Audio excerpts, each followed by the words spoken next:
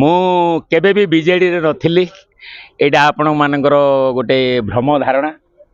କାହିଁକିନା ମୁଁ ବିଜୁ ପଟ୍ଟନାୟକଙ୍କର ପୁତୁରା ହିସାବରେ ମୁଁ ନବୀନ ନିବାସରେ ଥିଲି ଏବଂ ତାପରେ ପରେ ନବୀନ ବାବୁ ଯେତେବେଳେ ଆସିଲେ 1997 ମସିହାରେ ବିଜୁ ବାବୁ ଚାଲିଯିବା ପରେ ସେତେବେଳେ ମା ମୋତେ ଦାୟିତ୍ୱ ଦେଇଥିଲେ ଯେ ତୁମ ହମେଶା ପପୁ କା ସାଥ ରେହନା।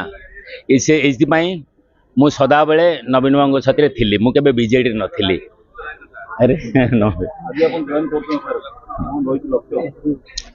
ମୁଁ ବହୁତ ଖୁସି ଯେ ମୁଁ ଭାରତୀୟ ଜନତା ପାର୍ଟିରେ ସାଧାରଣ ସଦସ୍ୟ ହିସାବରେ ଯୋଗଦେଲି। ମୁଁ ଅତ୍ୟନ୍ତ ଗର୍ବିତ। ମୁଁ ମୋଦିଜୀଙ୍କ ପାଇଁ ଗର୍ବିତ ଏବଂ ଅମିତ ଶାହଙ୍କ ପାଇଁ ଗର୍ବିତ, ଯେଉଁମାନେ କି ଆମ ଦେଶ ପାଇଁ ବହୁତ କିଛି କରିଛନ୍ତି ଏବଂ ଆଗକୁ ତାଙ୍କର ସ୍ୱପ୍ନ ଅଛି କରିବା ପାଇଁ। ଯଦି ଆମେ ଗୁଣ୍ଡୁଚି ମୂଷା ହିସାବରେ ତାଙ୍କୁ କିଛି ସାହାଯ୍ୟ ସହଯୋଗ କରିପାରୁ ତାହେଲେ ମୁଁ ନିଜକୁ ଧନ୍ୟ ମନେ କରିବି।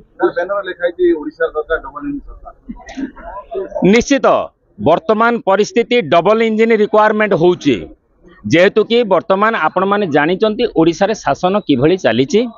ଆପଣମାନେ ସମସ୍ତେ ଭଲ ରୂପେ ଜାଣିଛନ୍ତି କିଏ ଶାସନ କରୁଛି। ତେଣୁ ଗୋଟେ ସ୍ୱାଭିମାନୀ ଓଡ଼ିଆ ହିସାବରେ ଆପଣମାନେ କୁହନ୍ତୁ, ଆପଣମାନଙ୍କୁ ବାଧା ଲାଗୁଛି ନା ନାହିଁ?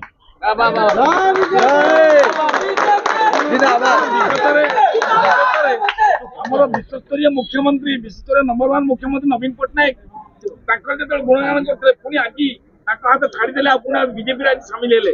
ଏଇଟା ଗୋଟେ ମାନେ ଗ୍ରହଣ ମାନେ ସାଧାରଣ ଲୋକ। ଆଜ୍ଞା ଆପଣମାନେ ଭଲ ରୂପେ ଜାଣିଥିବେ, ଯେତେବେଳେ ନବୀନ ବାବୁ ଭଲ କାମ କରୁଥିଲେ, ଯେତେବେଳେ ଓଡ଼ିଶାକୁ ଶାସନ କରୁଥିଲେ, ସମସ୍ତେ ଆମେ ପ୍ରଶଂସା କରିଛୁ। ଇଭେନ୍ ଇଫ୍ ରାଜନାଥ ସିଂ ମଧ୍ୟ ପ୍ରଶଂସା କରିଛନ୍ତି। ଆମେ ମନା କରୁନୁ।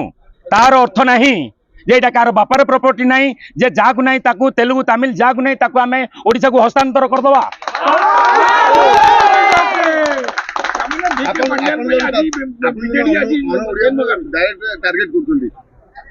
ମୁଁ କେବେ ଅଣ ଓଡ଼ିଆକୁ ଟାର୍ଗେଟ କରୁନାହିଁ। ମୁଁ ଓଡ଼ିଆ ମାନଙ୍କୁ ଚେତେଇ ଦେବାକୁ ଚାହୁଁଛି ଯେ ଓଡ଼ିଆ ମାନେ ସ୍ୱାଭିମାନ ହୁଅ।